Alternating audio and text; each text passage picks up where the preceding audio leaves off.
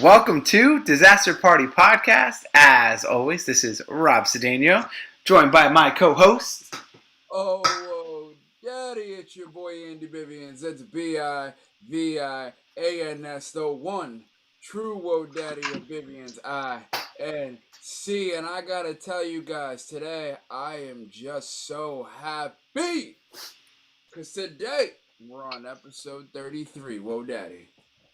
Okay, all right, that was pretty good. I'll take it. I think I had it there. I think you had it there. So for those who are watching on YouTube, you've already seen that there's somebody else here. As we've been saying every single week for the last multiple weeks, that we have Matt Buss, my brother from across the pond, who is now on the same side of the pond. What's up, Matt? Hey guys, thanks for having me. And I have to ask, did you use that same rhyme for episode 23? Because I didn't hear that one. So we need to go back and just double check that, I think, mate. I think you might have used that, actually. I guess. So you might have to try to think of something. You have to think of something else. Sorry, mate. I didn't mean to blow up your spot there, mate. Right? So I guess we could say that tonight we are entertainment's key, because tonight is episode 33. Whoa, Daddy. Okay. There you go. Okay. I did give him a hard time on one of them, and it was funny because he used the same word twice, and then he was like, "No, I did it," and I'm like, "No, you did," and then he was like, "Oh yeah, I did do that." Gotta go back and redo it. Yeah, but it was funny. So, I think before we start this show, I would just like to say, I'm gonna pop this one open, boom, and wish both of you a very happy Father's Day. Yeah, cheers, lads. Happy Father's Day. Thanks, Andy. Happy Father's Day, Dad. I love you. That was cute. Boom. Let's get it. All right. So how do you want to start this, Andy? I told you, you're directing this. So, you're going to be the director. I'm going to be the director. This is going to be interesting. They trust me to direct this. Let's go. It's episode 33. 33. At this point, I think we should be able to direct, move, flow, something. That's why we're. Yeah, I loved. You know, the preparation, like, email you guys sent to me before this, like all the questions, like it's pages and pages of just, Matt, this is what we're going to ask you. This is what we're going to do. Get ready for this. It's all the details, man. That's the most important thing. Fucking nothing at all. I loved it. But you guys make it look seamless. You guys run it, and it's like, oh, you know, I was convinced you guys planned for weeks ahead. Well, we've been talking about it for weeks ahead, but we can start anywhere we want. Yeah, now, why don't you tell the pod world a little bit about yourself, then? Yeah, fuck. I mean, so I'm Matt. I'm friends with Rob. We go back how far now, Rob? I'm gonna say 7 or 8 years. Yeah. I think it was a toy fair. For those who don't know, it's a international trade show of toys where, you know, major manufacturers in toys go and present their wares. One being the kind of hideous shelf of Funko Pops that Rob has behind him. No, it's very nice. But yeah, so I think we met there. Me and Rob, we were both working on a booth together for Titan Entertainment, and we just kind of vibed really well. Became best mates, really. Like my US brother, for sure. Absolutely, I agree with everything he just said. And then since then we just like. Well, we stayed in contact for all those years, and we were at, a number of shows together. And then about 4 years ago, I actually moved here. So I'm here in New York now, in Westchester, beautiful Westchester County, New York, Portchester, more specifically. And married an American. She dragged me out here. And now 4 years later, we have a little baby girl. She's 16 months old. No. And so that's what we're here to talk about, right? Fatherhood. Yeah, very true. Congratulations. Thank you, mate. Yeah, I mean, she's very much a. And I know we were talking about this before, but yeah, she's very much a pandemic baby. You know, she came February 2020. You know, just a couple of weeks before lockdown started in New York. Yeah. You know, as we all remember, New York was hit kind of pretty hard very early on, and yeah. So my little girl, her name's Neoma. We call her Neo for short. And yeah, so Neo was born, and yeah, we went straight into lockdown. And we were fortunate, you know, at the time, my wife's family came and visited us very early on, so she got to meet all of her family. But then after that point, none of my UK family, you know, my brother, someone who Rob knows very well, were able to get over here. And yeah, we just spent the next, well, we're only just coming out of it, right? Or we're about to come out of it. You know, her entire life has been in lockdown. That's crazy. So then question for you, like with the pandemic going on, obviously people are extremely worried about, getting sick and stuff like that. What was a major what was a major concern that you had during the entire thing? You know, it's just always been her safety, to be honest, mate. At, at the very beginning, my wife's mum, you know, my mother-in-law, moved in with us, so we were hypersensitive to her safety being in that kind of vulnerable over 70 category. But also just Neo, but you know, and my wife as well. You know, we couldn't risk her getting sick and, you know, not being able to be there. We were exclusively breastfeeding, so we couldn't risk her getting sick at all. So I think the sense of paranoia that everyone was experiencing, I think for new parents at that time, you know, it's off the charts. Like it's 10x, 20x what other people are experiencing. So yeah, you know, and so through the entire pandemic, it's always been the same. It's always been that kind of sense of the baby's safety, you know, and you know, even now, you know, I'm vaccinated, my wife's vaccinated. I'm sure you guys are vaccinated as well. Mm-hmm. But there's still a danger for kids, and there's still, you know, risks associated with that. With that Delta.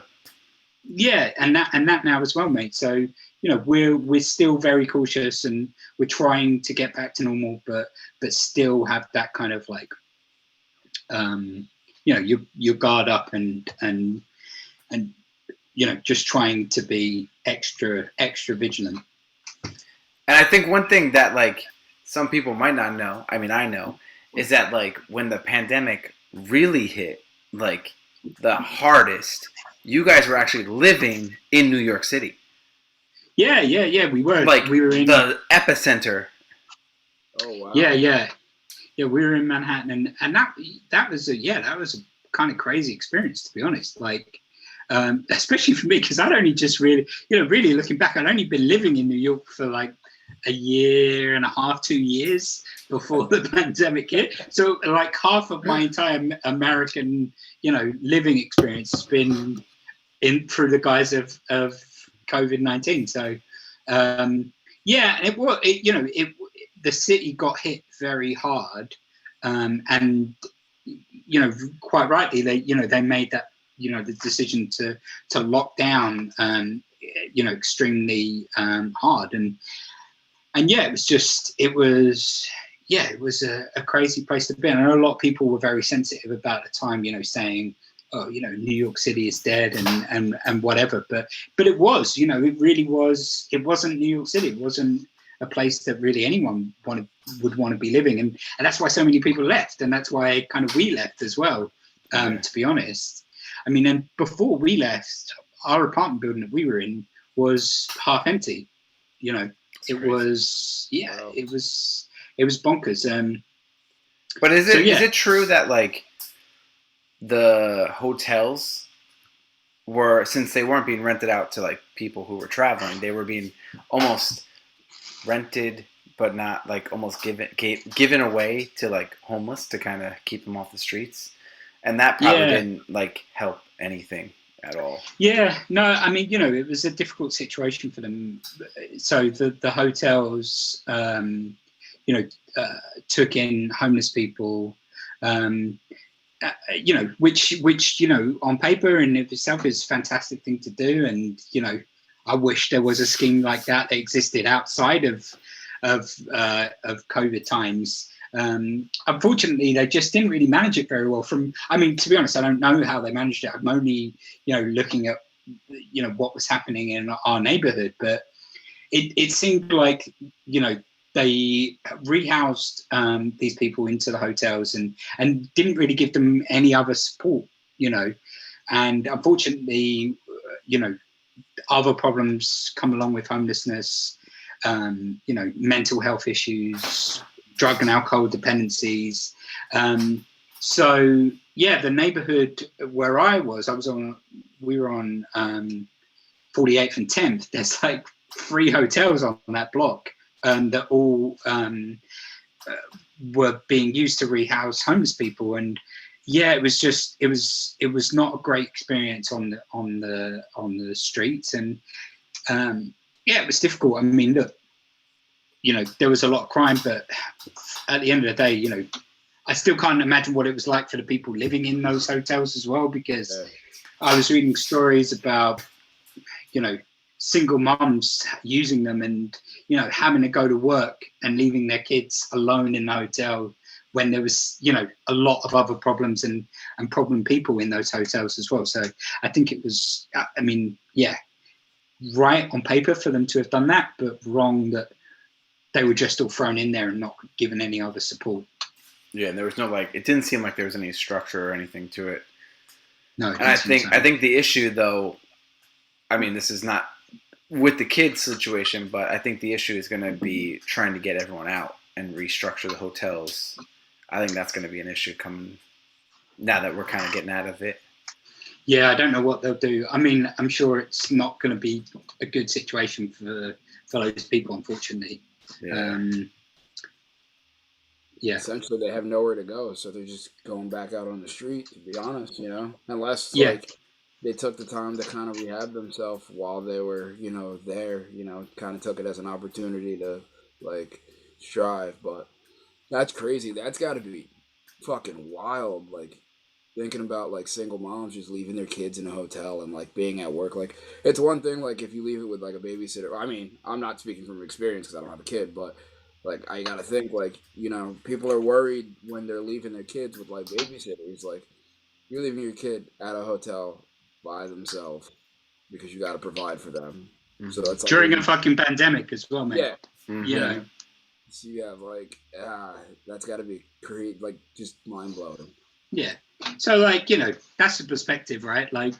Fucking rich people that can afford to fucking live in Hell's Kitchen, at the end of the day, let's have some perspective. Yeah. But see, that's why, I've always told Rob, I've always wanted to do a, homeless rehabilitation, program to where, you give people a place to, live, but you also give them, a skill set or a job that they can kind of learn, and you're paying them to kind of, get back on their feet so that way they can go back out into the world and, kind of change and remake a new life for them. And I think, coming out of this, maybe they could move everybody to one hotel until they can figure out everything. So that way, they're not back out on the street, but they're somewhere. They're still safe. Yeah. Yeah. It's just hard with the city, I think. Yeah. Yeah, I don't think the city has much of a plan, unfortunately. Leave it to New York, though. So I know for me, one thing with, because Banks was born in October, but for me, it was a little bit different because, he was born in October, so it was a couple months before the pandemic, but he had RSV in November, and then he had RSV again in December, and we ended up spending Christmas in the hospital because of it. So, again, I was texting Matt through this whole process, when we were in the hospitals, and I'm like, I fucking hate people that are fucking kissing my baby without any permission, and they're getting him sick, blah, blah. So, you gotta think, after the second RSV, we were, very we almost put him on like a lockdown in the sense of like we need to make sure who's around him, like don't touch him, don't get too close to him, don't kiss him in the face, because like we just did two consecutive months in the hospital, and we're not doing this. So, but then you got to think it's like December, it was like right around Christmas, or it was on Christmas, and then January, February, boom, like pandemic. Yeah. So it was weird because like I said, we almost put him in a lockdown before. So from January to March, he was in his own little lockdown of like, hey, you can get close to him, but don't kiss him. Hey, you can get close to him, don't kiss him, right? So it was like this game of like already kind of keeping your distance from him. But it was for me, it was weird because even when the pandemic was in like full blown, we still saw Taylor's like mom and her stepdad and sisters. But that was like when school was shut down, so the girls were not in school or they were doing virtual. Her mom's a teacher. She was not in school. She was doing virtual. But I guess her stepdad was still going into the office. So it was like so weird that we would go over there and he would, again, this was like when it was like the max, like New York, the max, like the worst. Yeah. He would be like, all right, you guys can come over, go into the side room, go hang out in there, and don't go into the rest of the house. So like we were in another room outside like their living room, hanging out with her mom and her sisters, and like he would pop in but stay at like the doorway and far enough, like definitely 6 feet away. Yeah. Because he didn't want to get sick because he was still going into the office.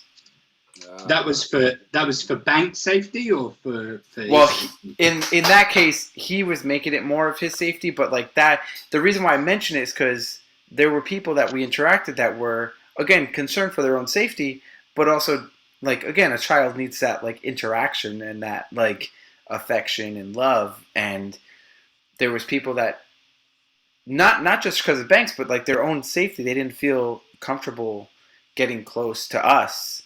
So, again, like, in the whole pandemic baby thing is, we were fortunate enough that our daycare never closed. Like, ever.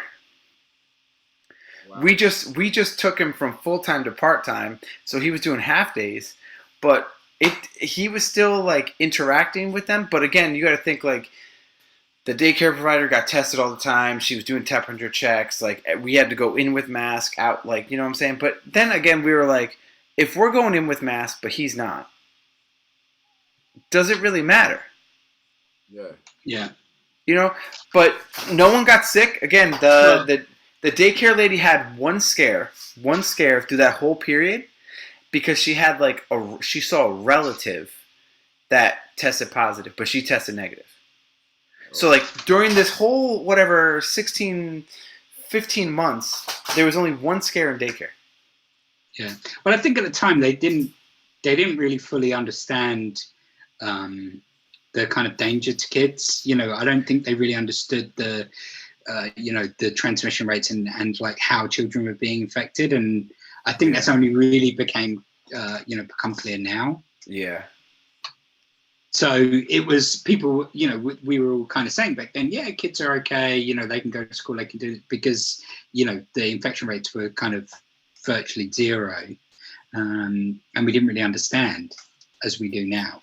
Yeah. And it's crazy, even now, though, they're saying that the original variant, if you want to say, the variant that caused the whole pandemic in the first place, they're saying that variant didn't affect children. Yeah, well, yeah. But now this new variant, and I might go on a rant right here because I get so pissed off sometimes, but this new variant, this Delta variant, is affecting children more. And the reason why this new variant is even a thing is because the fucking people who don't want to get vaccinated. Yeah. Or don't want to wear a mask. It's the mask thing, right? Like, as well, like, because we're dropping the mandates and more people are vaccinated, that the infection rate in children is inevitably going up because they're not protected. Mm-hmm. And to your very first question, like, that's kind of been that as a parent, that's like your new fear. It's like concern, yeah. Well, it's like the world is opening back up, and we're going back to normal. I'm vaccinated, I'm safe. all of my family members are safe. I'm watching, over the weekend, I'm watching the Euros in Europe, the soccer tournament. You look at the Nets game last night. I watched like boxing in Texas and in Vegas. It's fucking crowds everywhere, and it's fucking grand. So you're like, shit, like the world's normal again, right? Like everything's okay. But we're not, like, and that's why there's still this kind of like, fear and like looming in your back of your mind as a parent. I think especially to be concerned about. It's almost like if the world was just full of adults, we'd be done. Yes, yeah. But the fact that, again, the whole thing of the variants is that if everyone's vaccinated, the variants are going to go to the people who are not vaccinated. And that is the adults who don't want to get vaccinated. And that is the children who can't get vaccinated. So, again, I've gone on tangents on this podcast about how if you're not vaccinated, I know now, like, whatever, don't hate me, but I know now that they lifted everything. But before they lifted everything, it was like either vaccinate or wear a mask, because it's like you are not just putting yourself in danger, but you are putting the children in danger who cannot get vaccinated yet. And it is affecting, like, if you look at the numbers, like, the numbers of children that are hospitalized are higher than they've ever been. I think it's something like 1 in 5. 1 in 5 all infections are now children. And it's even scarier is that, like, Banks has had RSV, which is a respiratory issue. Mm. And COVID is a respiratory virus. So it's like, that shit is like, he's already compromised in that sense.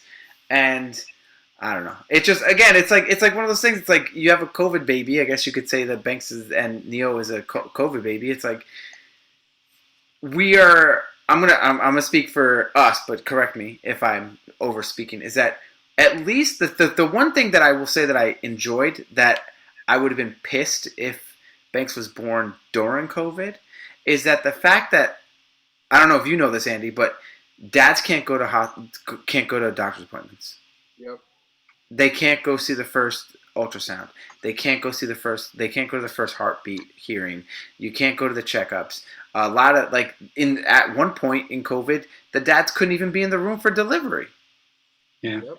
You know what I'm saying? Like, I'm grateful that it was a couple months before, because, like, I have some friends who are pregnant now, and the guy can't go in, and they're like, I mean, he's playing it off. He's playing it off that it doesn't bother him, but oh no, mate, I can't to. imagine. It was the set. I had friends in the UK, well, like people Dave and Lauren had a baby, during, and David, he couldn't go to all of those things, and I can't imagine what that would have been like for him, having gone through and experienced it. They're wonderful moments. They're like, having a child, like those are the moments that you want to experience through pregnancy, and and as a dad, you want to be able to be there for your partner in those moments as well, because they're fucking scary as well. Like, moments when you're going in to check baby's heartbeat, or, going to speak to the doctor because you're worried about something. You want to be there to support your partner in those moments, because it is fucking terrifying. And especially if it's the first time you've done it, you don't fucking know what's happening. At any moment during pregnancy, you have, no fucking clue what's happening. And even when the doctor gives you an answer, it doesn't make any fucking sense anyway. So you want to be there to support your partner. So I can't imagine what it's like for those parents having to, experience that. So I'm the same as you, Rob. Like, feel very fortunate that, all those kind of like things aside, the criticisms that that we're talking about having a baby during the pandemic, the fact that she came before it all kicked off, so fortunate. Yeah, it's just like, I mean, I'm gonna over describe it a little bit, because like Andy hasn't been there, but like, dude, like when you hear the first when you hear the heartbeat for the first time, like, it's not just like, it's just like a do do do do, you know what I'm saying? Like, but you're like, okay, why is that a big deal? But like, you're sitting there with your partner, like you're holding their hand and being like, that's our fucking kid's heartbeat. Like it's emotional. And then like you're sitting there and you're finding out the sex of the baby and you're both there. I mean, some people don't want to know, so they don't do that. But like if you want to know, like we wanted to know, we're sitting there like waiting, and then it's like it's a boy, and I'm like holding her hand going, oh fuck, we're having a fucking boy. Like imagine like finding that shit out when you're just alone and then going and be like, hey, we're having a boy.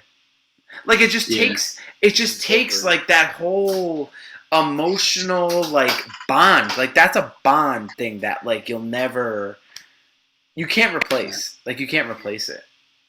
So when that happened for you guys, Rob, like where were you, like where was your mind when it came to like whether it was going to be a boy or a girl? Did you care? Like, you know, I think deep down, like I think deep down I wanted a boy. Like I want 1 and 1. Like that's like eventually we'll have another. I want 1 and 1. That would be my prime. Like, but I always wanted a boy first, so that when we had a girl, if we have a girl, obviously you don't know, is that then he'll protect his sister. So when the doctor said boy, you were like, yes. I was like, let's go. But again, I'm also the asshole that I was like, Taylor, I'm Puerto Rican Dominican. This is a boy. Like this is a boy. Because again, I make this joke I made this joke all the time that Cedeno's only produced boys. So she's like, yeah. And then when they were like boys, she's like, shut the fuck up. I don't want to hear it. I used to look at you guys and be like, yo, you guys are having twins. And Taylor would look at me like she was about to kill me. She'd be like, Andy, shut the fuck up. Andy. What about you? What about you, Matt? So we had like the weirdest experience because I think I don't know whose mic it is, but I can hear like me. Sorry guys, that's kind of like throwing me right up. I mean, I got my headset on, so it's not echoing. It might be Andy. Oh, it might be my mic. Sorry, mate. You did get a little louder, though, Matt. Oh, okay. That's because I've had 2 beers. I'll try and like... but no, so I think our doctor definitely, made a mistake and didn't fully realise that we didn't want to know. Oh. Yeah. So we didn't find out at the screening, but she called my wife and left a voicemail, and on the voicemail mentioned the sex of the baby. So Alex, my wife, she found out and then told me, but we didn't want to know. But yeah, when we found out it was going to be a girl, we were both just like, I remember it, like it was yesterday. And she was like, it's a girl. And I was like, oh my God, like it's a girl. And I don't know why. I think we both were thinking there was going to be a boy. And not that like, we really cared either way. But I think for me, I think in my mind, I thought raising a boy would probably be easier. So I kind of felt like, wow, a girl, like how the hell are we and Alex would have said the same thing, because I don't think she necessarily sees herself as like particularly girly, so it's like, how the hell are we gonna raise a girl? So it was definitely it was an amazing experience, like boy or girl, it wouldn't have mattered, but it was just that kind of moment of finding out the baby's sex. Yeah, it's like it's indescribable, really. It was kind of funny. I actually didn't realize this, but the doctor accidentally told us before they officially told us. Right. So like I wasn't paying attention. I was like watching the screen, but I guess the doctor was like, "Oh yeah, he's looking really healthy," and I didn't catch it. And I was like, okay, so I'm waiting. Tell me the sex. Like, okay. And Taylor's sitting there going. And I'm like, why are you so angry? And she's like, just wait. And I'm like, wait for what? And she's like, just. And the doctor's like, oh, it's a boy. And she's like, yeah, I know, you ruined it before. Yeah, but I don't know, man. Like, even, I mean, I know you and I have both have very different birth stories, though, man. Yes, yeah. Yeah, ours was an interesting like kind of journey. I guess it wasn't really what what we wanted. So we'd made the decision to have like a natural birth, I guess is what you call it. And it was going to be a home birth, so we were going to do it, in our fucking tiny apartment in Manhattan, um, a birthing pool, and that was the plan, right? We were going to do it in the apartment. We had midwife. We were going to do it in the pool, and it was going to be this beautiful sort of like experience at home. It unfortunately didn't really go that way. So just like trying to get the I didn't want to like miss a single part of the story because so much happened in that kind of like almost 4 days worth of labor that my wife went through. But yeah, so we were at home. I think it was something like 2 o'clock in the morning. I think my wife's going to listen to this and be like, "You've got this all completely fucking wrong." But it was either very late or very early in the morning. We think that my wife's going into labor. She's having contractions. We called a midwife and we're like, "This is what's up," and she's like, "Okay, sounds like it probably is early, labor. Like, measure your contractions, go with it. Let me know when it gets a bit more serious." So that's what we did. And then during the day, it kind of like slowed down, kind of slowed right off. Went into the next night, same thing, called the midwife, and she was like, "Yeah, okay, seems like you're sort of like in labor. I'm going to come round." She comes around, I blow up the pool, we're getting everything ready. We're like, "Yep, we're in, this is happening." And then, everything kind of slows right back down again. And we try almost everything that you could possibly do, outside of professional medical practice. We, massaging, we were walking up and down the stairs in our building. We went to acupuncture. We actually ended up going to acupuncture twice during this whole period of time. What? I didn't even know that. Oh, wow. Yeah. And it just wasn't working. And the midwife who had so what happened was there was like kind of psychological points along the during the labor that kind of hit us, where originally the midwife had said, "Yeah, you're this much dilated," and we were like, "Awesome, this is happening, this is happening." But then literally like 7-8 hours later, she measured again. She was like, "Oh, actually, you're not dilated at all," or actually, man, it's it's a centimeter versus like 7 centimeters or whatever she had originally told us. So we were like, "Fuck," we've been doing this for 2 days already. And at that stage, she recommended that we go to the hospital. So that's what we did. We packed up, we went to the hospital. And then then we had the kind of hospital experience, which is putting my wife on Pitocin. That kind of, it's a drug that kind of, and if you don't know, it's a drug that kind of like it's supposed to sort of like induce contractions and like start the kickstart the whole process. Ultimately like very kind of unnatural process, and it was a very sort of painful, like kind of painful experience as well for my wife. But she labored. She's she was extremely tough and like really tried her hardest to give birth naturally. Got to the stage where she just couldn't really take the pain anymore, and had an epidural. which wasn't which the first one wasn't an amazing success because it didn't fucking work.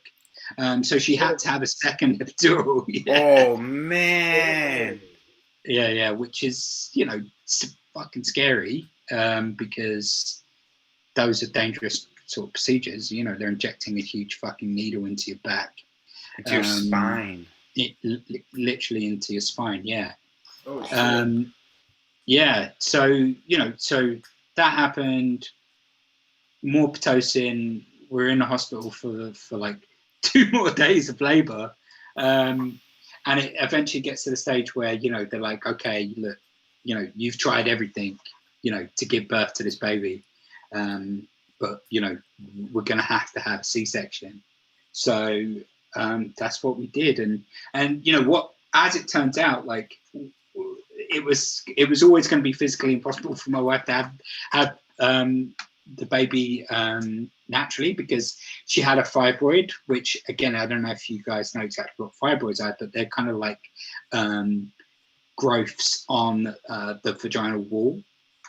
And the one that she had kind of was blocking the path of the baby. So there was absolutely no way that Neo was going to come out. And Neo was trying. She was there. You know, she was trying to get out, and my wife was trying to get her out as well, but it just was never going to happen. So, yeah, it was the kind of complete opposite experience of what we wanted.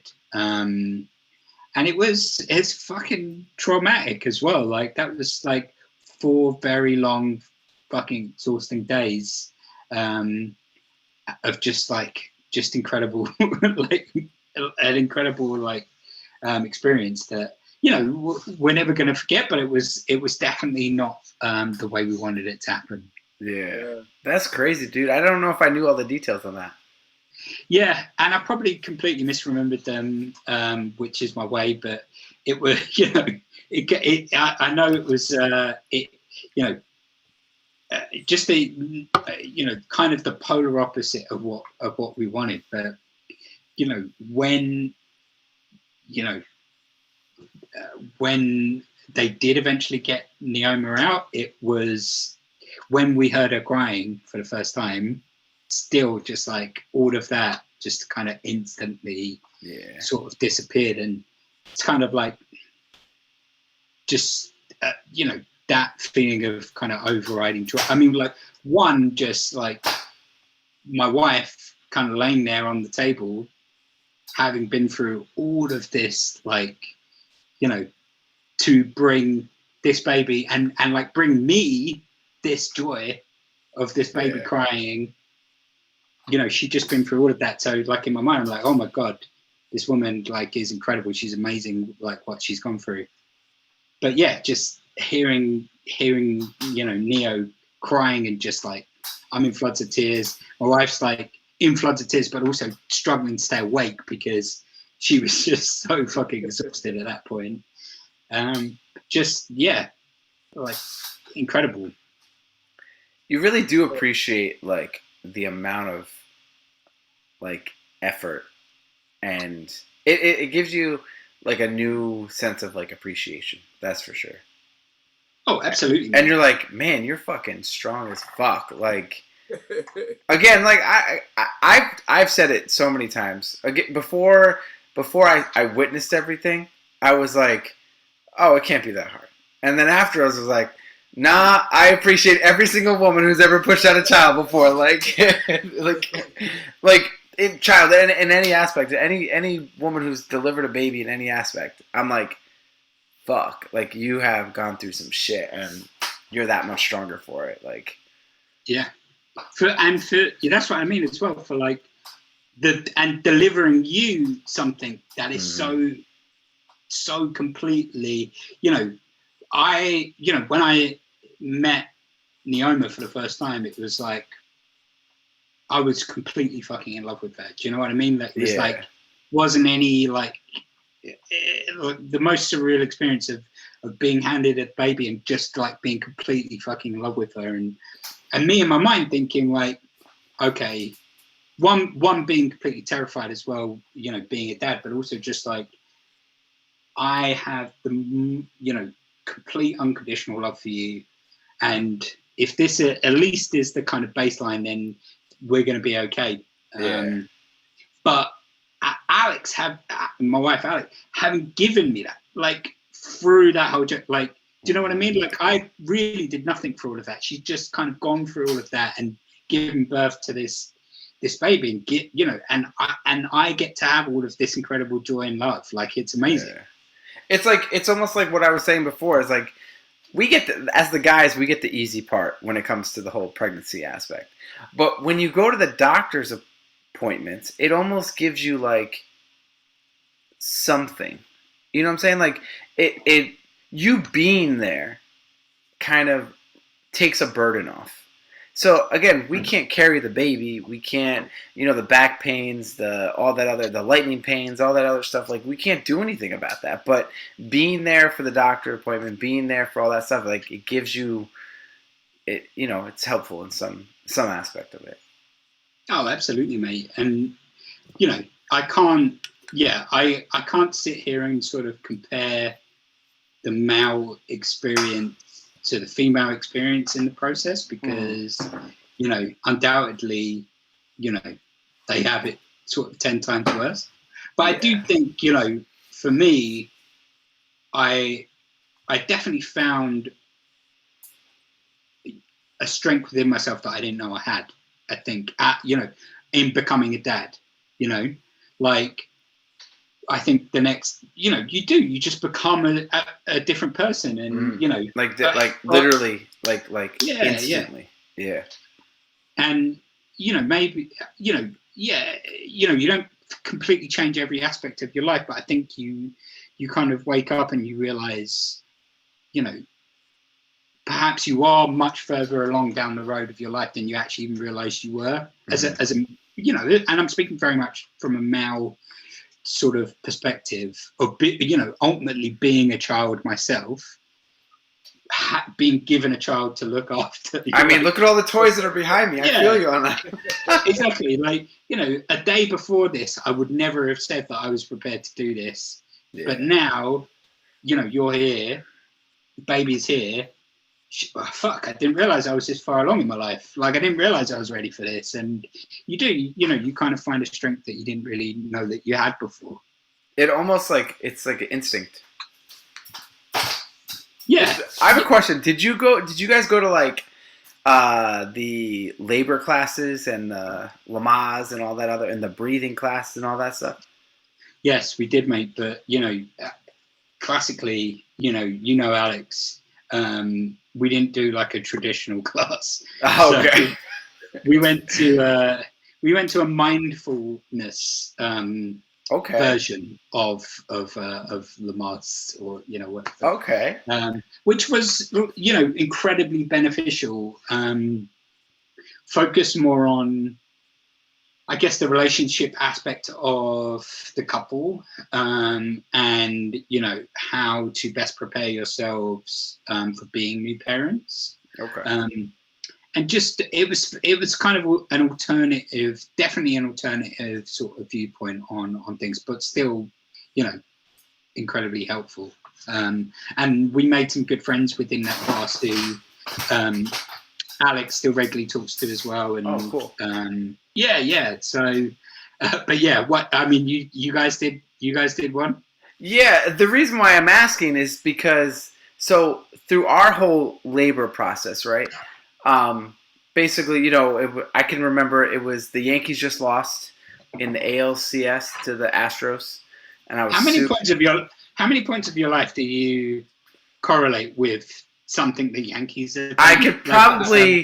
I could probably correlate at least 10 things in my life to go, this happened when this Yankee game, this happened when this Yankee game, this happened when this Yankee game. So this Yankee game just ended, and we're like, all right, let's get ready for bed. I'm fucking mad and I'm tired. And she's like, I don't think we're going to bed. And I'm like, what? And she's like, I think we need to go to the hospital. So basically, we didn't go to the hospital until like 3 a.m. So the game ended like 11, and she was like bouncing on the ball, doing all this stuff. But anyways, that's not the point of the whole me saying if I went to the class or not. The reason why I asked her that is because in the class, they teach you that, at the hospital they put like that heartbeat thing, the heartbeat monitor on their bellies. Yeah. So, Andy, if I'm over explaining this because I don't you haven't experienced. So they put this like heartbeat monitor. It's like a little circle thing. They put it on the belly, kind of keeps track of the heartbeat, keeps track of the mom's heartbeat. So once it got to the point that she was pushing,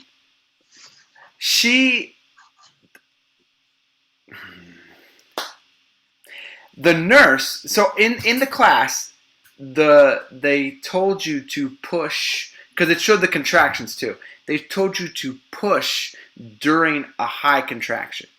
Right on. Yeah. Okay? That's what they taught. That's what they taught me at the class.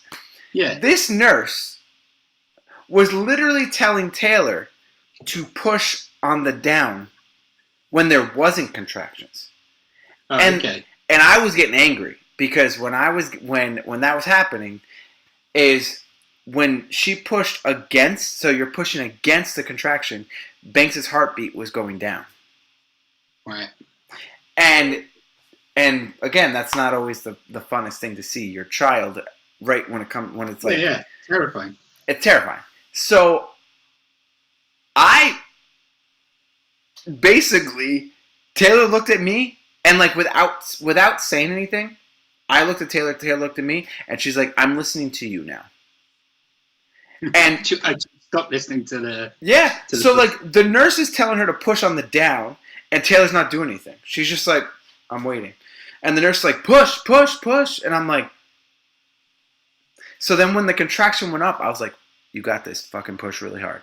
And she's like pushing and you could see progression, right? And the nurse is like, "You seem to know what you're doing." And I'm like, "How do you not know what you're doing? You're a delivery nurse. Like, what the fuck is happening?" And it got to the point that this nurse, like, just sat in the corner. I'm not even joking. She just walked in the corner and was just watching. And I'm holding Taylor's hand. I'm just going, "All right, take your breath. You're down. You're not having a contraction. Breathe through this. You got this." Like, again, that's what you know what I'm saying? Yeah. During the contraction, I'm like, "You got, like, fucking push." To the point, right? I'm not exaggerating. The nurse leaves. She's like, "You guys got this. It seems like the contractions are going down. I'm going to go just check on something else. Let us know if anything gets any worse." Bro, again, I'm going to tell you. My goal was to stay in the outfield, if you know what I'm saying. Not at home plate. Not at home plate. I understood. Good. Yep. Unfortunately, because I was telling her what to do, I had a full view of home plate. So I'm doing this. The nurse leaves. There's no doctor. It's just me and her. And I'm seeing a head pop out.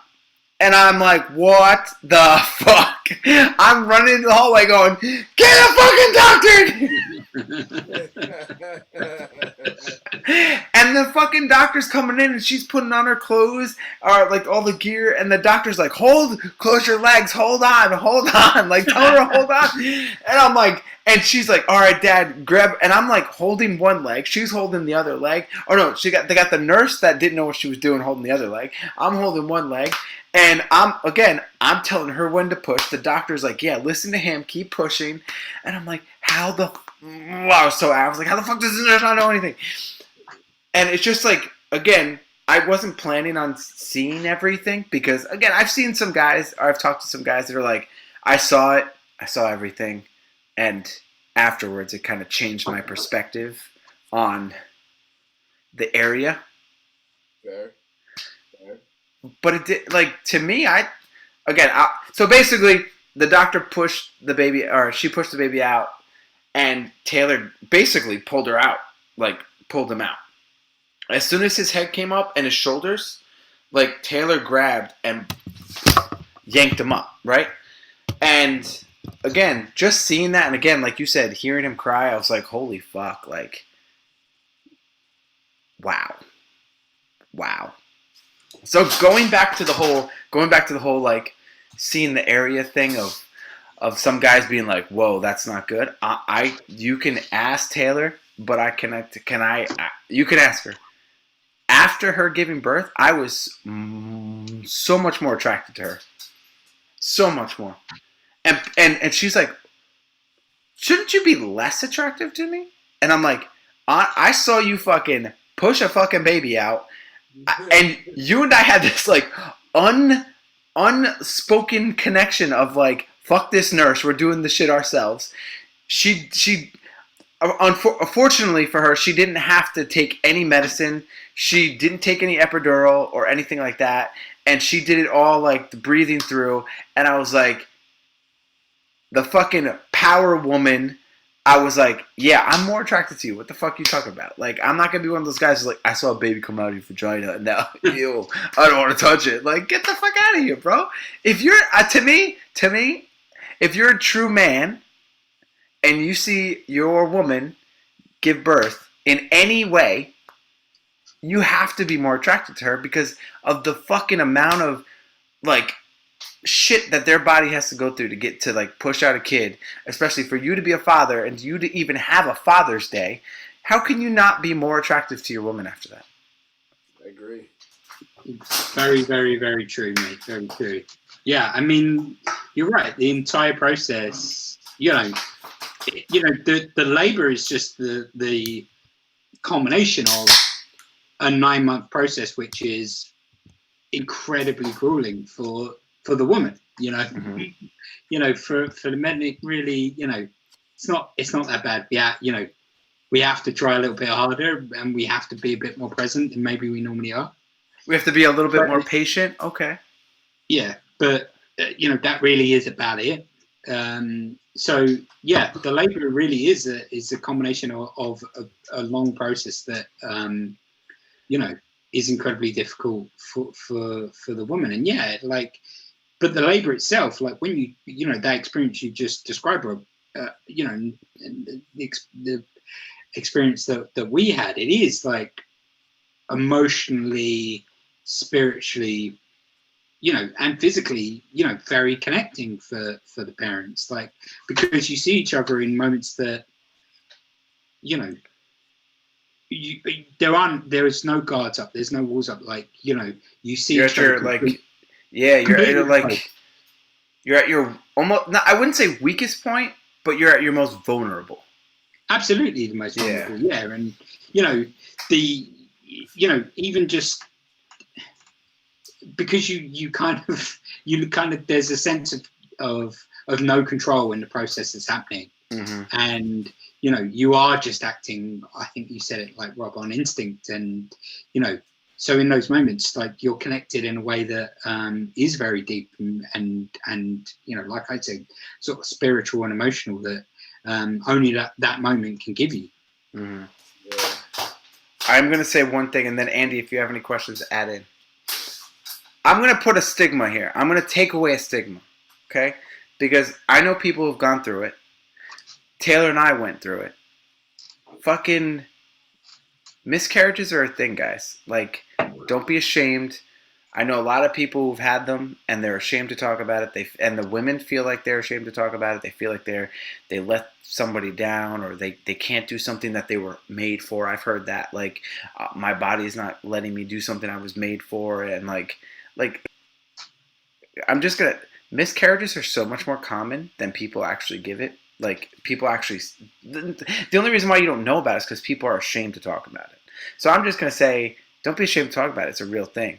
Like, I know 2 people, like, recently, that they lost their baby in a pregnancy, and they were miscarriages, and unfortunately, one was way worse than the other, and they only spoke to me about it because they're comfortable, and I'm like, you don't need to feel uncomfortable about this. Is a normal thing. Like, Taylor had a chemical, what is it called? It's like a chemical pregnancy.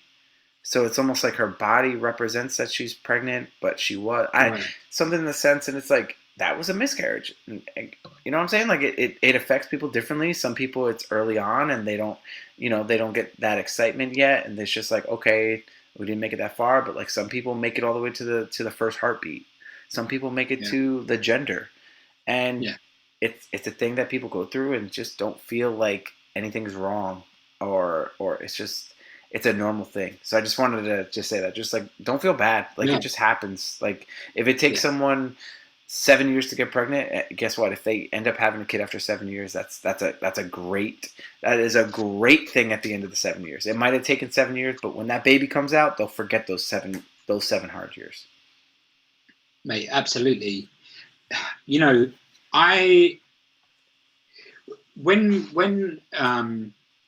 and my wife were trying to get pregnant, you know, I can't remember a time of my life, an experience in my life ever, when I've been so disappointed at a negative pregnancy result. Like that negative pregnancy result was so monthly because we were trying so hard and we were so tied into the fertility windows, of my wife's body. When we hit those negative pregnancy results, we were so disappointed, and monthly. And to be fair, I don't think we were really trying for that long. We were very fortunate, but before that, like I never thought about that experience. I never really ever really, even when we said we were going to start, doing it, I never expected to be so disappointed in the trying and the negative result. So I can't imagine what it's like for those parents who get that positive, test result. They're happy that they're about to have a baby, for then something to sort of happen, because I know how difficult it was for us, and going through those moments of just disappointment in the trying, for us to have got pregnant and then something like that to have happened. Like, yeah, I can't imagine how truly saddening that would have been. Yeah. It's just, but I think people just need to realize that it does happen, and feel free to, if you need to talk about it, that's a hard thing, and yeah, talk about it. People understand. It's not as taboo as maybe it used to be. People are more open. So, Absolutely. Andy, anything? Wow. No, like listening to both of your stories, like I know, like eventually I want my little family, and like I want to become a dad. I want to be able to do the things like I did with my dad when I was younger and experience all of that. So tell us about your dad, Anne. So my dad lived in the city, and he was a swimmer, an architect, and he used to always teach swim classes, and like he's kind of actually the reason on why I started wrestling. So when I was younger, he would take like the cushions off like the couch, and we'd sit there and we'd just wrestle around for hours and like have like WCW or ECW in the background and just go back and forth. Nice. And it was fun. It was fun, and he lived with my sister, so like it's always been like me and my mom, and like I'd go down to see him every now and then, and like him and my sister would be there and whatnot. But he passed away like 4 years now, and it's crazy when you think about it, because you never realize how big of an influence your dad is until either something happens or you don't have that anymore. So like when I become a father, I want to be able to instill everything that he did with me onto my child as well, and have that experience and have those fun times. And he would have loved it. But the question I have for you guys, because you guys covered almost everything. Oh, what happened? Oh, daddy. Oh, daddy, I went black for a second. Oh, it's just my iPad hating me. So for you guys, what is one thing that you guys want to either instill in your child, or one thing that you kind of want to what's the word I'm looking for? Kind of like impress upon them. If that question makes any sense. You want to go first, Matt? Yeah, that's a really tough one, mate. I mean, I think I could probably spend hours answering that question. Yeah. That's why I was like, you want to go first? Because Yeah. I got to put my Like, thoughts together. Yeah, I think, I think ultimately the one thing that I kind of just, I guess I always wanted to be aware of is, or just instill in her that I'm always going to be here for her in whatever she does, whatever she chooses to do in life, however that looks like, whatever mistake she makes, because we all make mistakes. I've made a lot of mistakes in my life, and create an environment for her where she can make mistakes, where she can try to be the person that she wants to be, judgment free, and live a life that she chooses to live, and that I'll always be there for her. And I will love her unconditionally throughout that whole whatever she does. Yeah. So that's like, I guess that's the one thing. That's the one main thing. Outside of that, I wanted to be a soccer player. I wanted to support Arsenal. There's all these kind of like things that I want to put of myself upon her. But ultimately, I just want her to be her. I want her to be happy, Okay. Yeah. What about you, Rob? I guess some things that I really want him to understand is, one, to be respectful. Like, again, to me, in this world right now, a lot of people have lost this whole idea of respect, and it really bothers me. I also want him to understand that opinions of other people don't matter, and as long as he stays true to himself, that is the ultimate goal, and don't allow other people's judgments to sway what he wants to do. And yeah, and again, just like Matt said, like that, I'm me and Taylor, and I will be supportive no matter what he does. Yeah. Like, literally. I mean, as long as he's not a fucking serial killer, like, he's got my back. I think you've got, for you, like having and maybe this is, I think where raising a girl and raising a boy probably differ. I think for you as a dad, want to instill in him, I guess, a sense of maleness and masculinity that is, not maybe as like restrictive as maybe we grew up with in terms of what a man is, and what it means to be a man. Having freedom to, be a man, but be emotional and be like because you want to know something. I'm gonna go on a rant real quick. So we went on vacation. We went camping last weekend or the weekend before, and some person that I didn't know was like, "Oh, he seems to really like baseball." Because again, Banks is like, he just takes his bat and he goes like this, and he swings. Where does he get that from? It's from Taylor. Yeah, probably. She loves hockey, so that makes sense. Yeah, well, I've seen him with a hockey stick as well. Banks can swing a hockey stick. So basically, he always puts the bat up, and he wants you to throw the ball at him. Blah blah. So I'm like, I go to this stranger, and I'm like, yeah, he really likes baseball. And the comment this guy made, he said, well, at least he's not. And then he makes like a gesture, and he goes, hey, go team, go team, go team. And I'm like, wait. No, actually, I would be very supportive if he wanted to be a cheerleader, if that's what you're implying. Because my son could be whatever the fuck he wants.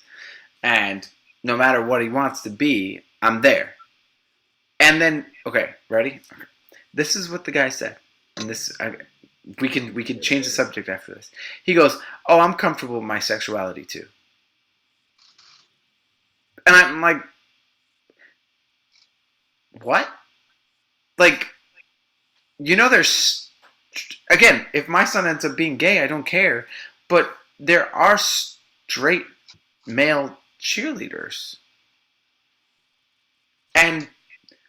If you just wanted to make the comment of, you think my son should play baseball versus cheerleading is one thing.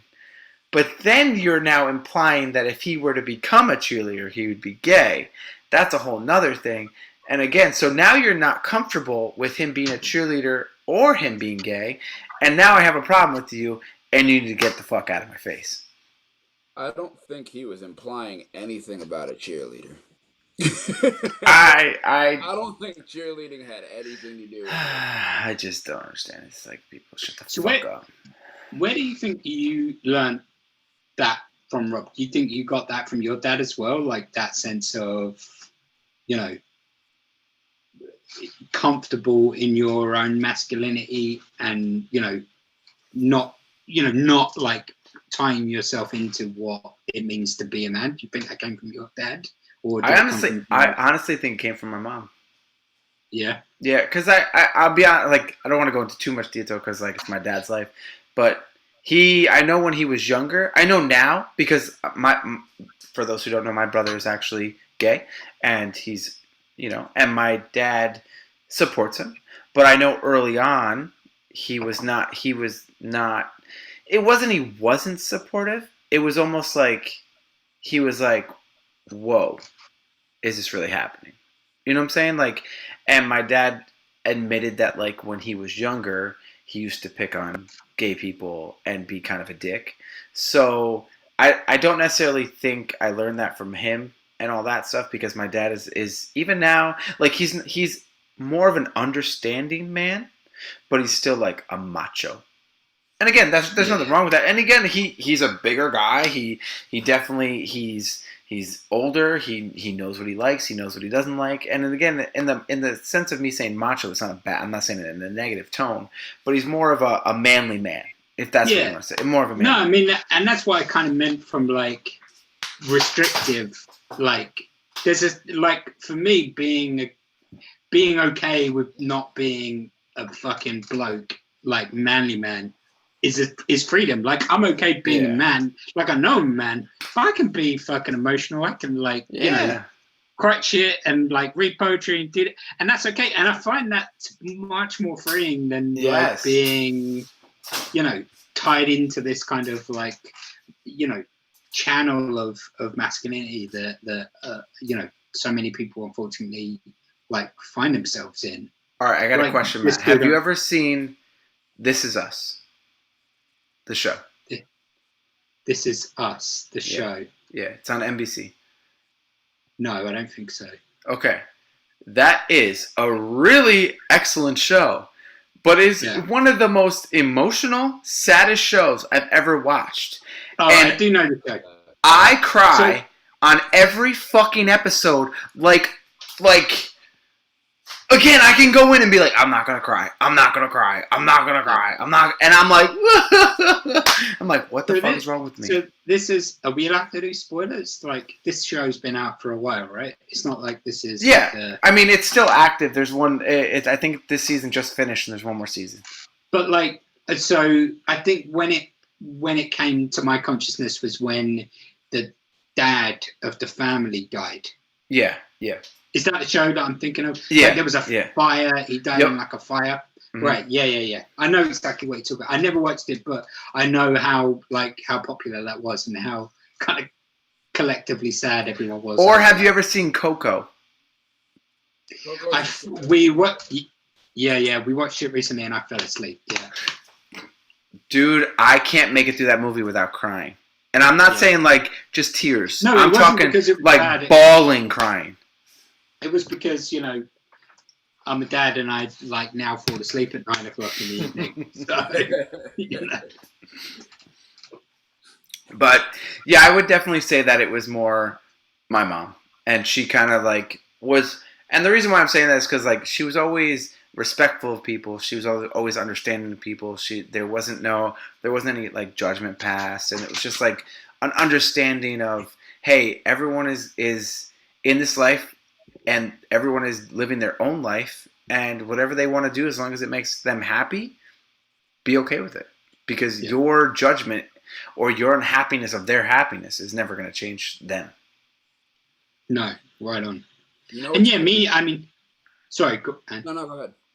well, I mean, I was just going to say, I know, like it's Father's Day, you know, and we're talking about being dads and our dads and stuff, but me and Rob like have a, you know, a shared experience. I think when it comes to like our mothers and you know, them passing, you know, too young, and yeah, I mean, it's undoubtedly true that, you know, I can point to my life and tell you who, you know, who my male role models are, and I've been very fortunate that I've had, you know, a couple.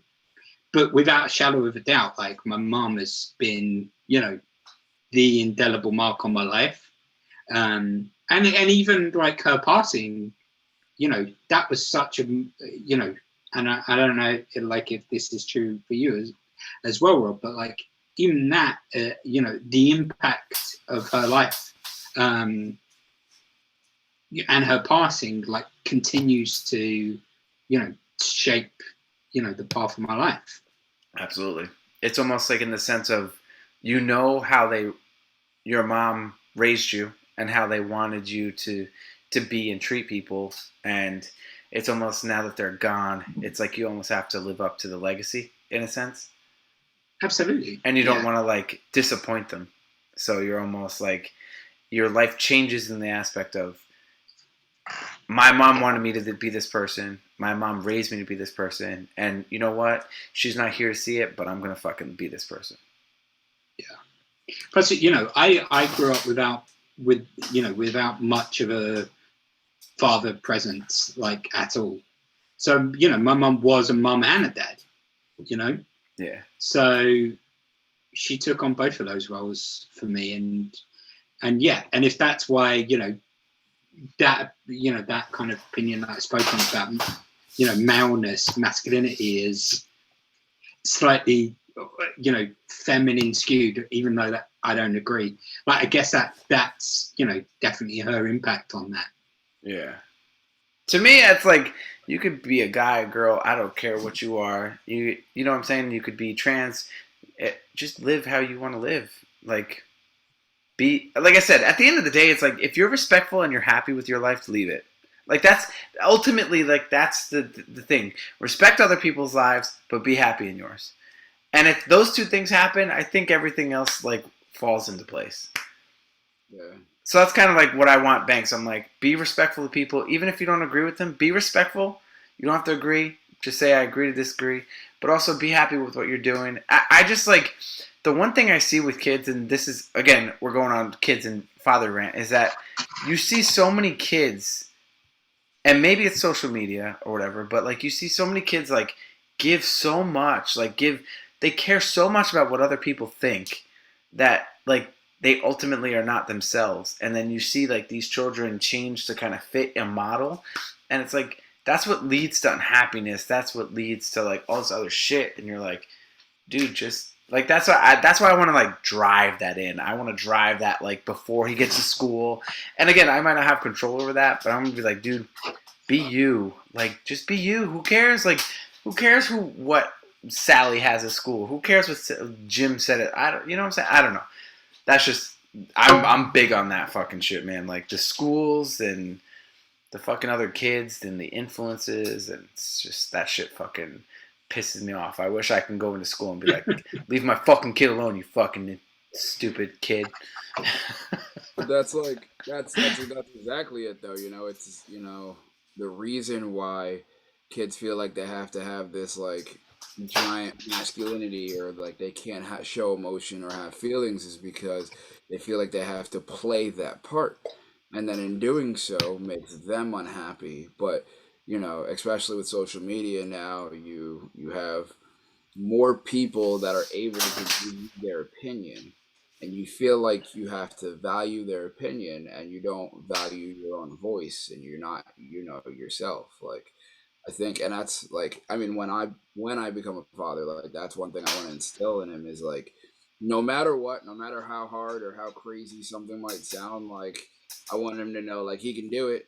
It's gonna be hard, but like you can do it. Like there's never gonna be a you can't do this because, or Yeah. you don't have enough money, or it's too hard, or it's too scary. Like, nah, fuck that. Like You want to do this? All right, let's figure it out. Hmm. You want to be gay?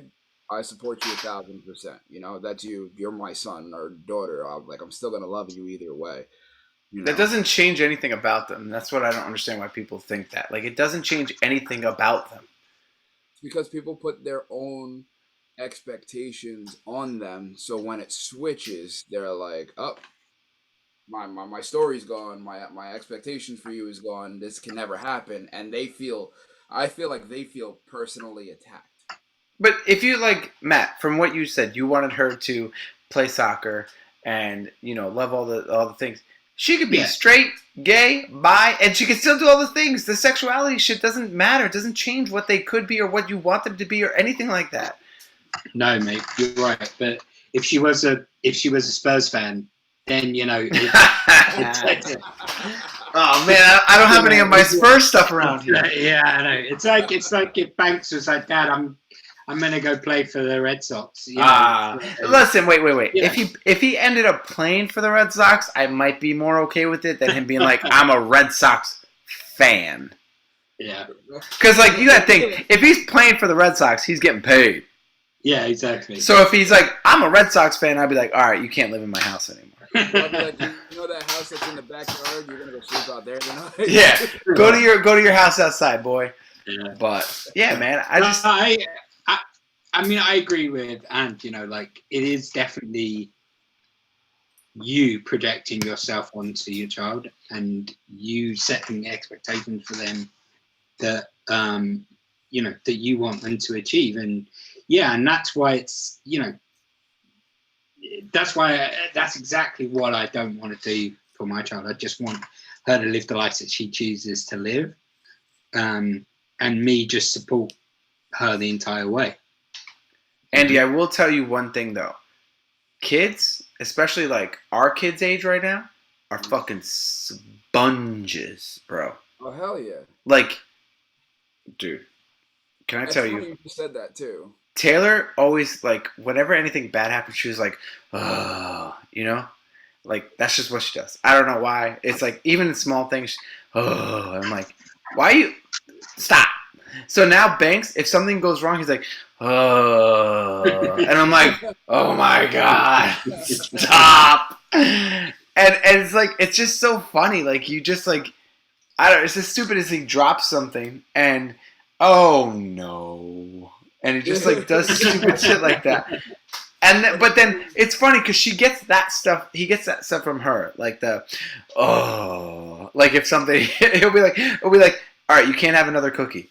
Oh, but then like he gets that from her. But then like I'm like, I'm not gonna say I'm OCD, but I clean. Like I want things to be to a certain like tidiness. And if he spills anything on the floor or he makes a mess, he'll go like towel. He'll say towel or whatever way he says it. I give him a towel. He'll clean it up. He'll like clean it up, and he'll go like if he sees I don't know like there's a watermark or something. He'll go towel, and I'll give him a towel. He'll clean it up. So like he gets that from me because I'm cleaning up, and like I'll go sweep, and he has his little broom, and he'll go sweep, and just like he has a vacuum, we have a vacuum, so he'll follow us with the vacuum. So like that kind of stuff is like they're just sponges, bro. Yeah. Like whereas Neo just like trail of destruction everywhere she goes, mate. Well, no, Matt, trust me, he destroys everything as he goes. I just kind of we go backwards and we kind of try to clean up. It doesn't always happen, but we try to like clean up on the way back. See, but it's funny that you said like kids are like sponges because the other book I was just reading made me realize like whatever fear or whatever like mindset the parent has, they project on the kids at a younger age. Mm-hmm. And then when you grow up, it's not that you're doing it on purpose, but you just don't know that there's another way. Yeah, it's so crazy. Like you've been ingrained with this ever since you were younger. That's why like you can't be emotional because you've been ingrained since you were younger. Maybe that like you got to be this man's man, or you see like your dad's like this hard guy that can't like who never shows emotion. So then you in progress never show emotion when you grow up. Mm-hmm. The same way with like what was I gonna say? With like if they want to, like if they were gay or if they were straight, you know, it's same concept. Like, you know, they feel like if they go this way, then it's not going to be accepted. And again, with social media and everything else, you see all the negativity that everybody else gets when it comes to that, and it's just like in their mind, it's like I don't want to deal with that. Like, and it just makes it harder for them. Dude, I have a story that literally fits right into that because that is something that I've known without reading. Yeah. And so, again, we went on the vacation like last week or whatever, and we went to the pool. And someone was like, "Oh, you're going to go in the pool with Banks." And I was like, "Duh." And the question was, are you going to take off your shirt in the pool? And I said, "Yes. Why wouldn't I?" And it was a male, and they said, "Oh, I don't like my body enough to take off my shirt in the pool." And I said, "Well, good thing for me is that I know that I'm a bigger guy and I'm comfortable with my body, and I need to show my son that it doesn't matter what he looks like and he still needs to be comfortable with his body. So I am going to take my shirt off in the pool to show them that I'm comfortable with my body and to show him as an example of him being comfortable with his." And I'm like, again, I'm trying to say it without saying it, but like the his kids, you could see that there is a body image issue with, Got you. and just by that statement shows it might not be the main reason why his kids have body image issues, but it is a reason. Understandable. So were you met with some resistance to, like, in terms of you wearing? Would he have preferred you to have worn a shirt? No, it wasn't the sense of like he was like, "Yo, put on a shirt," but it was more like, "Wait, you're gonna go in the pool?" Like it was almost like such a foreign idea because I'm trying to be nice, but he was so insecure with his own body that he was trying to portray the insecurity, his own insecurity onto me of going, "Well, you're a bigger guy too. What? You're gonna go in the pool without your shirt?"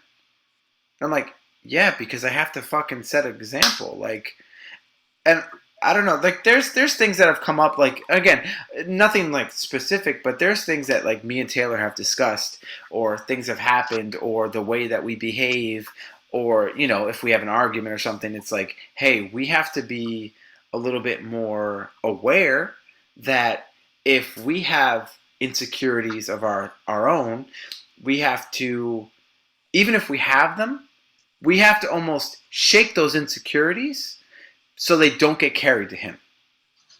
And it's a wild thing because it's almost like it helps you grow out of those insecurities if you were aware of them enough to go, if I continue them, they will now be my child's insecurity, and it has nothing to do with them and has everything to do with me.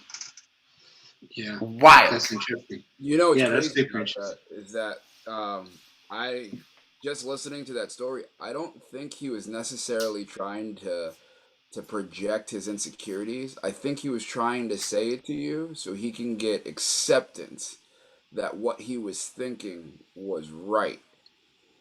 Because he Okay. was like, you're not gonna do it too. Like you're not gonna wear a shirt too. Like it's okay to wear a shirt, right? Like because you know I don't like showing my. Then you were like, yeah, no, like I'm gonna wear a shirt too because you know I'm not in shape yet. He's like, all right, yeah, cool. Like I got somebody who like is on the same playing field with me. And then Whereas Yeah. also if he just hadn't said anything, worn a shirt, Rob wouldn't have been full. Yeah, I wouldn't have judged in any way, shape, or form. When I was younger, I wore a shirt when I was in the pool. I don't care. Do what you do, man. Yeah, Like, yeah. fuck. But like facts. to me, it's like that is a big thing that I am constantly trying to be aware of. But then it's not just you, is it? When it comes to like those kind of influences. It's a ton of external influences as well. Like Anne mentioned, social media and stuff. There's so many external as well. I mean, I also think there are good external influences. Like I think there, I think we talked about this very early on, but like what like. Because this is, you guys talk about pop culture a lot, and like, so I guess the question is like, what positive role models have you guys found in popular culture? I would say, like, honestly, as a kid, it was probably like fucking Power Rangers or Ninja Turtles. You know what I'm saying? Like, yeah, how stupid that may sound, but as 5, 6, 7, 8 years old, you're watching a bunch of teenagers being confident, going through the shit, kind of being like, no, we have to be better people. You know, and they were like, good kids. Yeah, good kids. Same thing with Ninja Turtles. Like they like pizza, but they respected their Splinter, and they, and then like even the Power Rangers respected Gordon, and they kind of or Zordon, Yeah, and Zordon. like I say, it's like the respect, but then they kind of were their individuals. Kind of, I don't know. That's to me that literally first thing that popped in my head. See, I gotta go with Batman, Superman, and Green Arrow. Or well, Green Arrow / Robin Hood. And I Okay. think it's because they all wanted to be able to help others, and like you had Alfred, who was like the father figure for Batman when he was Bruce Wayne, and like like that was almost his mentor without being his mentor. But then you had like Green Arrow and Robin Hood, who rob from the rich, give back to the poor, is always helping out people, trying to put them into better positions and kind of better their life off, from people who are trying to like beat them down and like take them down. And then Superman, I mean, it's just, well, sort of hitting back to that masculinity. Like, he was strong, but he was also compassionate because, he showed you that no matter what, he always had a love and loyalty to Lois, and he would always be there and protect her and make sure he took care of her and make sure she was happy, you know. And I think a lot of that, plays into life now. Yeah, the three of those create sort of like one perfect role model. Yep. Yeah. You, Matt? What about you? I think for me, like I've always like gravitated towards like male role models, like my entire life. I guess because I never really had like, um, a relationship with my dad, like, as a grown up anyway. So throughout my life, I've always gravitated towards those, and I think, but in popular culture, I think definitely, and this is why I'm such a kind of Star Trek nerd. I think Captain Picard in Star Trek for I can me see has it. I always can see it. and maybe he's not even like the best like father figure because he's very reluctant as a father figure as well. But he's kind of like the reluctant dad figure that everyone loves and respects, but he's kind of like very closed off, and maybe that's why I liked him. But have you ever watched the show Friday Night Lights? Not enough to know what you're talking about, but I've seen a couple episodes. So I fucking love that show, and not because I love fucking teenage kids playing American football, but because the coach in it is a guy called Coach Taylor, and he's just like the fucking best like role model father figure you could want. Like he's like coaching all of these kids who are all like these troubled teens in like, I don't know, some fictional bumfuck nowhere town in Texas. And they've all got their own emotional problems, like and he has his own daughter as well that he's also trying to raise in like the process as well. So he's like, for me, like in that whole show, he's like the main character for me, and he was like the guy that I was like, oh, I always want to be like this guy. He's a good dad, and he's a leader, and and he's a good husband as well. So that was kind of, he's definitely one of the the pinnacle pop culture role models for me. Okay. That whole series is on Peacock. Should I start watching it? Yeah, I mean, it's Oh. probably a bit dated now. Okay. But you could watch like the first couple episodes and see exactly what I mean about Coach Taylor. Okay. All right. Because Yeah. Andy, when Andy says he's gonna watch something, he doesn't. But that's a whole different story. I think it's Yeah. only when it comes to The Office. You give Yeah, me, it like, seems that way. It seems like when it comes to that. classic show. We can talk about that all day. Nah. Andy, anything else that you want to chat? What's you can say one piece of advice to your future child. The year is 2028. Fucking hell.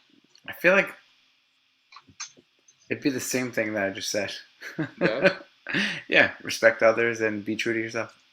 Fair enough. Yeah, mate. Very, very tough, question to answer. Outside of sort of like what Rob just said, like, yeah, I mean, I guess, yeah, don't be afraid to be yourself. Don't be afraid to make mistakes. I'd always love you. I'd always be there for you. Yo. Yeah. Yeah. Matt, it's fucking crazy that you and I had kids in like 4 months of each other. Yeah, I can't really get over that either, mate, to be honest. I still love it when Matt told me that they were pregnant. It was at our baby shower. It was, yeah. Andy, you were there. I was there. You were there. Yeah, I thought, yeah, fuck it, I'm going to turn up to Rob's baby shower and just like, steal the spotlight. No spotlight stolen at all. Congratulations, but guess what? No, it was. Exactly. I loved it, to be honest with you. I loved it. He was like, all right, we're leaving, and I was like, okay, all right, I'll walk you guys out. He's like, yeah, come outside, come to the front, like just come out. And I'm like, okay, like I was planning on doing it anyway, but cool. And then he's like, we're having a baby. I was like, fuck, I did it, it's amazing. And yeah, dude, honestly, I'm not even gonna lie.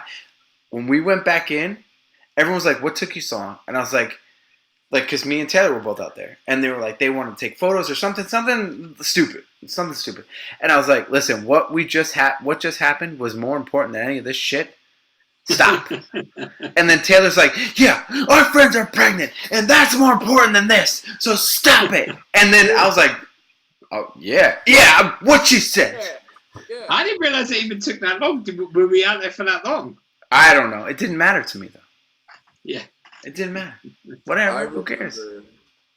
All of us being at Rob's house. Oh yeah, when we announced it. I was so mad that it took me so long to figure it out. And they're doing Hangman. We're doing like Hangman. And I'm like, yeah, da da da da. And I was like, yeah, oh cool. And everybody's like, oh wow. And I'm like, yeah, da da da. Oh shit! Yeah. All right, before we go. Yeah. Matt, tell me just like how Neoma's doing now. Like fun stuff. Like I don't know, something fun that you're like, this little girl is so funny. Mate, she's just fucking like, I can't tell you like how incredible she is. Like, all that kind of like bullshit, like parenting stuff where like you're comparing your kid to like other people's kids and all that nonsense. Like, all that stuff aside, like Alex was at the playground with her this weekend, and she sent me a video of Neo like hanging on to like this kind of like monkey bar thing that moved. Uh-huh. Just like, so she's just holding on to it, and like Alex just pushes her, and she just goes, and like holding on to it herself. And now she just loves fucking hanging from stuff and climbing up stuff. Funny. She's like, yeah, she's definitely like got this adventurous, and she definitely gets it from Alex. Like she gets it from her mum, like climbing shit and just non-stop. Like she's constant. Like she's you know, she's a fucking juggernaut. Like, you can't stop this kid, honestly. Like, That's awesome. and she's so determined. Like, when she wants to do something, she can't do it. She's so fucking frustrated, like, at herself. And yeah, I'm like, yeah, I just fucking love her, mate. You know, she's incredible. Yeah. That's Is she awesome. talking yet? It's like talking yet? Oh yeah. Can you make out No, words? no. Yeah, she's got a few words. And like, she's good at, like, you know, she knows what everything is, and you can tell her to do something and she can do it. Okay. She can't verbalize everything yet, but she's got a few like keywords that she loves to say all the time. Like, she says shoes all the time. She says shoes, like, and she loves shoes and she loves hats. Like, she sees a pair of shoes, she's like, hat. And I don't know where she gets it from. I don't know why she loves shoes and hats. I'm like, I don't know if we're raising like a girly girl here, but she loves shoes and she loves hats. Banks does the same thing. He'll be like, shoes. And then if I have a hat on, he goes, Daddy's hat. Mine hat? Mine hat? Yeah. Like, you're funny, dude. They're telling you the future, like, get ready for the shoe bill and his hat game. It's about Yeah, exactly. She does. She loves clothes, and she loves looking at herself in the mirror as well, which is like the weirdest thing. She loves, like, she'll put something on her head and then run to the mirror to, like, look at herself. That's cute. Oh, Yeah, That's she cute. loves it. Yeah, that's she's awesome. incredible. Banks's new Well, thing is like he is now putting words together. So like all the other fun stuff is fun, but now he's saying like I love you. No. So, dude, when I don't when he's like I love you, daddy, I'm like and like before we go to like when we put him to sleep, we don't have to rock him so much anymore. We kind of like put him in the crib, and then he's like he'll point to the floor because he wants us to like lay next to the crib, and he'll be like daddy or mommy. And if I'm the one putting him to sleep, I'll like lay down and I'll go I love you, Banks, good night, and he'll go I love you, daddy, bye, and he'll say bye, and I'm like this is amazing. Like, it's so stupid. Like, a little kid, like, it's just so stupid, but it just, like, means so much because it's like... Oh, mate. It's like I said, like, it's undescribable. Like, it's every level that you can experience anything in life. Like, that's what they give you. Yeah. And then another thing that he does that I it's, like, super annoying, but I love it. So, if he wants to see people... Like he does this thing that how do I explain it? It's almost like when I go, hey Banks, we're gonna go to the zoo. And he'll go, with mama? And I'll go, yes. With daddy? Yes. He'll go and then he'll go through the list of everybody. With Titi? Yes. No, not with Titi. With Grammy? No. With Mimi? No. With Abuelo? No. With Pop? No. And he just lists everybody and like the kids at daycare. With Patrick? No. With Caleb? No. With Audrey? I'm like, no, just Mama and Dada. But the fact that he like knows all these names and he's asking for every individual person, I'm like, it's yeah. The fact that he remembers all the names. And he's like, can they come with us, essentially? I'm like, you're cute. But no, they can't. That's awesome. But he was, when we went to the vacation last week, he was doing that. He was like, I was like, all right, we're going to go swimming. He's like, Titi? Mama? Dada? And he just kept the list. I'm like, well, no, 1, 2, 3, not all of them. And then he goes, oh. I'm like, you're funny, dude. You're a funny guy. But yeah, I don't know. Yeah. That's awesome. Yeah. I don't know. I mean, we've been talking for almost 2 hours now, so I don't know if we have anything else that we want to say. What's the disaster party record of podcast length? We getting anywhere close? 213, maybe? Oh, okay. And we're not even.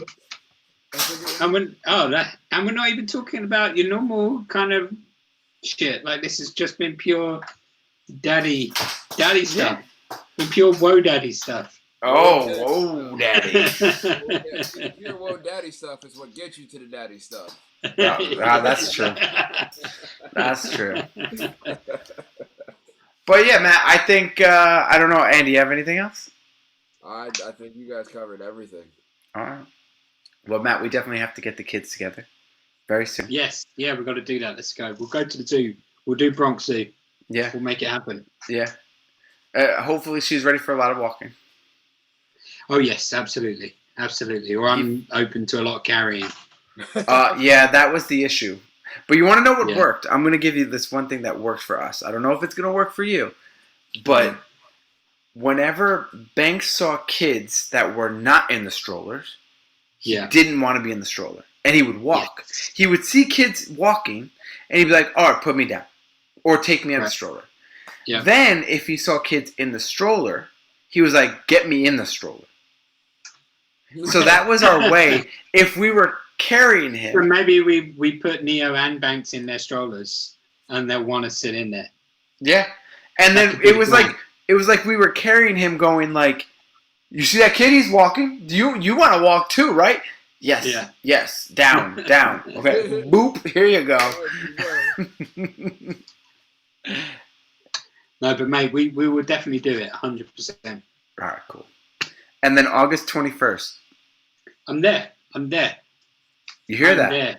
Andy, you hear that? I heard it. Okay. Yeah, Mikey won't be happy. Well, you know what? We could FaceTime Mikey. Yeah, we could do that.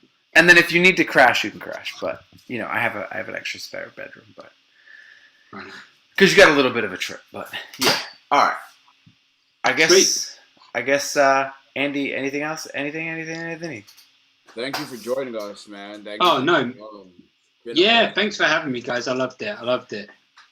I know that Mikey wants to get on soon. He wants to talk about wrestling. Get him on, talk about wrestling. That boy, and that's my brother Mikey. And Rob and him met several times and fallen in love over their passion of wrestling. And it's the thing that my brother knows more than he knows anything else, and he talks about it with a passion like you wouldn't believe. So if you ever do a wrestling pod, it'll be a good one to have. Andy, I'm just gonna explain one thing. We went to the Raw after Mania of the WrestleMania when Becky Lynch, the triple threat. Okay. Yeah. So we went to Raw after WrestleMania. 2019, right? Yes, 2019.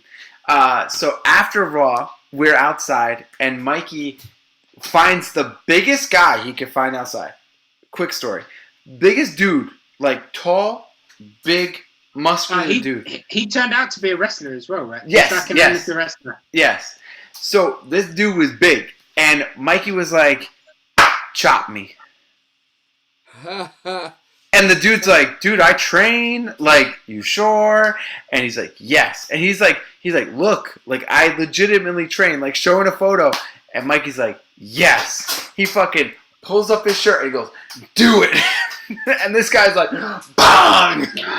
Yeah, like. And if I remember correctly, Mikey's like, do it again, do it harder. And I'm like, he does it a couple of times. Yeah, I got the video somewhere, but like. It just has these red whelps across his chest the next day. It's outrageous. My chest is hurting just from hearing this story. Because I don't know if you know, Matt, Andy's actually a worker, if you want to say. He's a wrestler, trained wrestler. Ah, right on. Yeah, no, I surmised that from what you said early on. Well, I didn't know for sure. Yeah, I've been wrestling since 07. Yes, Nice. awesome. Sir. From since 07. Yeah. So you're a veteran. Wouldn't go that far, but definitely been in here for a while. He's what? You've wrestled what? Matt Hardy. Yeah. You've been in the ring with Matt Hardy. Oh God, no way. Yeah. And some other pretty high up wrestlers. He's gonna get on one of those AEW shows that are coming up. So I'm gonna ask you met my Rob? You met my pal Mike Canick at my baby shower. Do you remember him? He works with you, right? Yeah, he's like the little kind of like board. Yeah. So he's really good mates with with a couple of wrestlers whose names are struggling to come to me now. Matt Cardona and I don't know, the guy that hangs with the other guy that's like Curtis Axel. Yeah, but what are their real? Is Matt Cardona's his real name? Matt Cardona's his real name. What's the other guy's real name? Henning. His last name's Henning. Yeah, don't know, but he's good mates with him. Like they've turned him into like a wrestler now as well. So like he has like his whole like own persona and stuff. That's what I got. I had his T-shirt. I don't know if you saw that, Rob. I'm gonna have to connect you guys anyway, and was gonna be my point. I'll connect you guys. Oh, absolutely. Word. Yeah, it could be a good one for you guys to have on your pod as well. Oh yeah, because he's a big wrestling guy too. Yeah. I'm down. All right. Well, I still got to jump on the Peloton tonight before midnight to keep my streak going. So, do it, dude. Awesome. I'm on 26 days straight. 26 days straight. Wow. Yeah, straight. That's impressive. My fucking legs hurt so bad that it's hard for me to walk upstairs. How's your butt doing? Oh, Taylor says it's real nice. No, I mean like your. I knew that already. I meant like your saddle sore. Oh, dude. The first 2 weeks, I was like, it was rough, but not so much anymore. Yeah. Your butt gets stronger over time. Yeah, I could feel it, but Buns of steel. I mean, like I said, we're going to DR in fucking September. We booked it all inclusive. We're gonna take Banks, and I'm like, okay, now I have a set time to lose weight and get my buns of steel. And now I know exactly how much time I got. And if I have to do 2 days on the fucking Peloton to get where I want to be, I'm going to do it. Keep doing it, brother. Believe in you. Sir. All right, Matt. So I appreciate you coming on, man. Yeah, thank you so much, guys. I really enjoyed it. Thank you so much. This was fun. This was a lot of fun. I think this might break the record, to be honest. I think so, too. In the best way. Maybe. If Rob says yes too, I think we might have to have him back on and do a special Star Trek episode. I've been telling him. I'm pretty sure I mentioned that to him a couple times. Hey, I'm down for that. Yeah, I mean, I'm a big Next Gen fan. Well, actually, like I'm a Next Gen fan. I'm a Voyager fan. I'm a Deep Space Nine fan. Like, yeah, I'm all over it. All right, cool. We gotta do it. I'll be like, I know the movies. Yeah, we talk movies. I love the movies too. No, the old school movies I've watched. Yeah. And the new school. And I'm pretty sure I watched... Which one was on UPN 9? Well, no, because you probably wouldn't know that. Was that Star... Enterprise? It was a channel here. Oh, okay. Was it the one that had this ship? Yes. Enterprise? Yeah, that's Next Generation. Yeah, Next Gen, yeah. I watched that for a little bit too. Right on. Yeah. That's the series. That's the series that had. What? I got all staticky there. Oh, sorry. That's the series that had Captain Picard, the bald captain. Yes. Okay. Professor Xavier. There you go. Yes. All right. Cool. So again, I want to thank you, Matt, for coming on. Again, we'll have you on again, and we're definitely going to plan something for sure. Everyone listening to the podcast, remember to like, share, rate, review, comment, and subscribe to all of our social media platforms at Disaster Party Podcast. Remember to rate on all of our podcast apps. And for next week, we have our boy Nicky Boy, as we like to call him. He is. We're gonna pump him real quick. He was over 400 pounds, and with determination. Over the years, he is down to like 200. This dude, he has a pretty epic story of his fitness goals and fitness life and what he's gone through, surgeries, workout routines, changing eating habits and all this stuff. He's going to be on next week. So tune into Nicky Boy, our friend Santa Claus. Nicky Boy. Sweet. He's probably at the age of like 76 now, so I mean, you know, maybe 84 at this point, to be honest. In 5 minutes he'll probably be 97. This dude ages. It just every birthday it jumps 25 years. I don't know. All right. Well, for the disaster party, this is Rob Cedeno. Oh, whoa, daddy, it's Andy Bivians. Thank you again, Matt. And we are Cheers, Dad. bye. Bye.